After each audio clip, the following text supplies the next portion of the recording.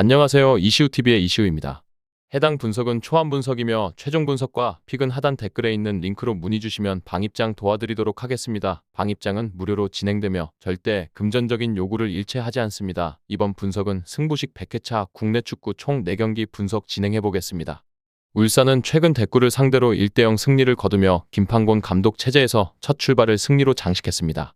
비록 경기 내내 대구에게 많은 슈팅 기회를 허용했고 자책골로 인한 득점 외에는 별다른 공격 성과를 내지 못한 점은 아쉬움으로 남았지만 상대의 낮은 수비 라인을 상대로 단조로운 유자형 빌드업에 그치지 않고 돌파에 성공했다는 점은 긍정적으로 평가할 수 있습니다. 이는 김판곤 감독의 지휘 아래 팀이 변화하고 있다는 신호로 볼 수 있겠습니다. 반면 수원의 공격력은 현재 심각한 문제를 겪고 있습니다. 이적 시장에서 이영준과 이승우가 팀을 떠났지만 그 빈자리를 메울 외국인 공격수를 영입하지 않아 전력 보강에 실패한 상태입니다. 지난 경기에서는 장신 센터백 최규백을 스트라이커로 기용하는 극단적인 선택을 했지만 최규백은 제공권 외에는 뚜렷한 장점을 보여주지 못했습니다. 이는 수원의 공격 옵션이 부족함을 극명하게 드러내는 장면이었으며 김은중 감독 역시 스트라이커 부재의 어려움을 토로했습니다. 이번 경기는 울산의 승리를 기대할 수 있을 것 같습니다. 비록 울산이 아직 김판곤 감독 체제에서 완전한 경기력을 발휘하고 있지는 않지만 대구와의 경기에서 보여준 것처럼 상대의 수비적인 전술을 뚫어내는데 성공한 점이 긍정적인 요소입니다. 반면 수원은 공격진의 심각한 문제로 인해 득점력이 현저히 떨어진 상황이어서 울산이 저득점 양상 속에서도 승리를 가져갈 가능성이 높습니다. 이러한 상황을 종합적으로 고려할 때 이번 경기는 울산이 주도하면서도 상대적으로 득점이 적은 경기가 될 가능성이 큽니다. 강원은 최근 경기에서 광주를 상대로 2대0 승리를 기록했습니다.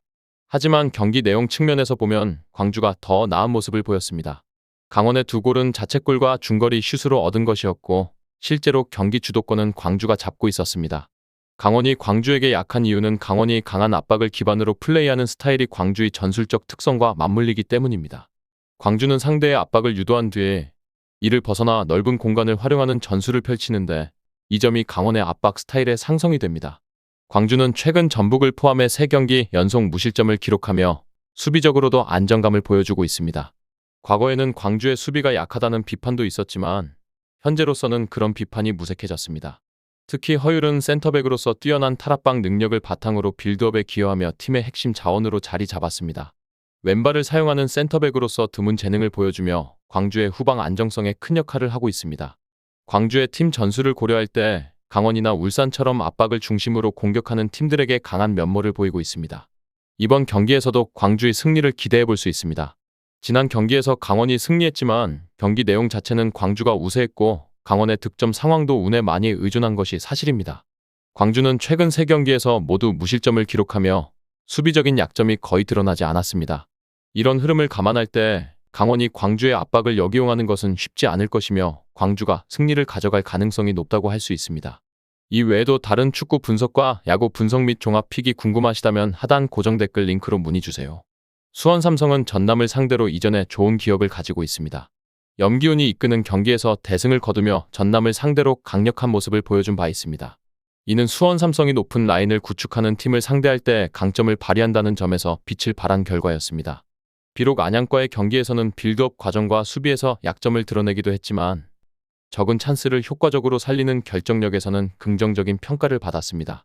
반면 전남은 최근 천안을 상대로 패배를 기록했으며 부산과 천안 같은 역습에 강한 팀을 상대로 고전하는 모습을 보여주고 있습니다. 특히 이장관 감독은 천안과의 경기 이후에도 자신의 전술을 고수하겠다는 입장을 밝혔는데 이는 수원 삼성을 상대로도 비슷한 경기 운영을 유지할 것이라는 점에서 우려를 자아내고 있습니다. 공격 전개 자체는 플라나와 발디비아를 중심으로 나쁘지 않았지만 수비적인 측면에서 문제를 노출한 것이 아쉬운 부분입니다. 이번 경기는 수원 삼성의 승리를 기대할 수 있을 것으로 보입니다. 수원 삼성은 상대가 라인을 올리는 상황에서 뛰어난 경기력을 보여주는 경향이 있습니다. 비록 강한 전방 압박에 어려움을 겪는 경우도 있지만 전남을 상대로는 이전에 다득점 승리를 거두며 상대를 압도한 경험이 있습니다. 전남이 라인을 올리고 공격적으로 나올 경우 수원 삼성의 효율적인 공격 전개와 결정력이 빛을 발할 가능성이 큽니다. 따라서 이번 경기에서는 오버 스코어와 함께 수원 삼성의 승리를 기대해 볼 만합니다. 부천은 최근 몇 경기에서 이랜드를 상대로 꾸준히 좋은 성적을 거두며 강한 면모를 보여왔습니다. 특히 이랜드가 공격적인 전술을 구사할 때 부천은 이를 잘 막아내고 효과적인 역습으로 상대를 제압하는 경향이 두드러졌습니다. 부천의 공격력이 특별히 두드러지지는 않지만 3-5-2 포메이션을 통해 견고한 수비를 구축하면서 이랜드의 득점 기회를 차단하는 데 성공해왔습니다. 실제로 최근 3경기에서 부천은 이랜드를 상대로 멀티골을 허용하지 않았습니다. 반면 이랜드는 수비적으로 약점이 드러나고 있습니다.